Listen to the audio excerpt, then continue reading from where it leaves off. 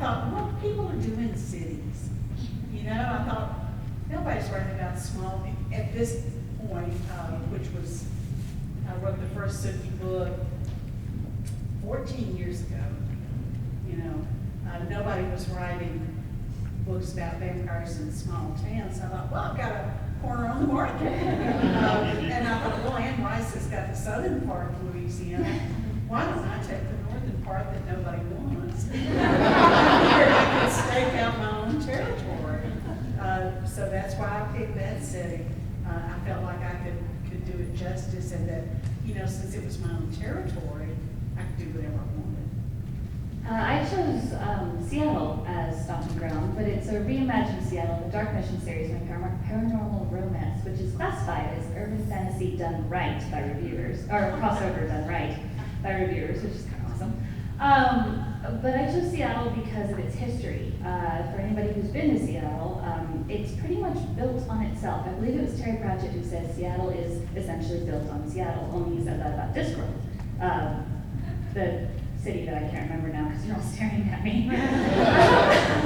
And more important, thank you very much.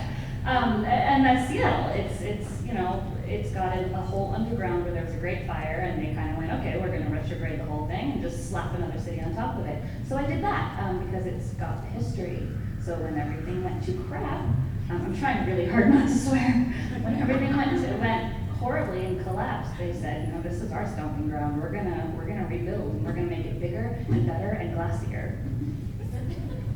All my stories are set around Washington, D.C., because that's where I live. And it's also, I figure that's, you know, it's kind of new to urban fantasy. It's not usually where you think of it. My character moves all around. She bounces from state to state, to country, and it just depends on what's going on with the external plot. If there's problems in Europe, that's where they're going.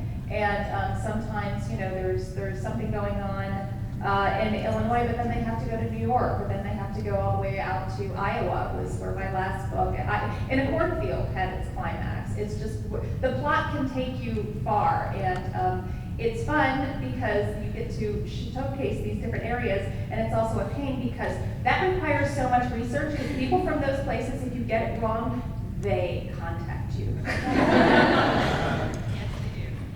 Well, my vampires move around too, because they have this really unique, great ability. They can teleport, which I guess that's the skill I would love to be able to do. You know, just in 2 seconds you're in Paris or whatever. So my vampires go all over the place. They're in Paris, they're in Venice, they're in Russia, they're in Budapest, they've been to Thailand, China, Japan. They've been all over the United States. This last book that just came out, they go to Wyoming. And I got emails from people in Wyoming going, wow, I've been to those places. You know? So it's fun. I guess I love to travel, but I'm always in my office writing. So I travel through my books and the research going, gosh, I wish I could go to those places, but I'm always stuck in my office.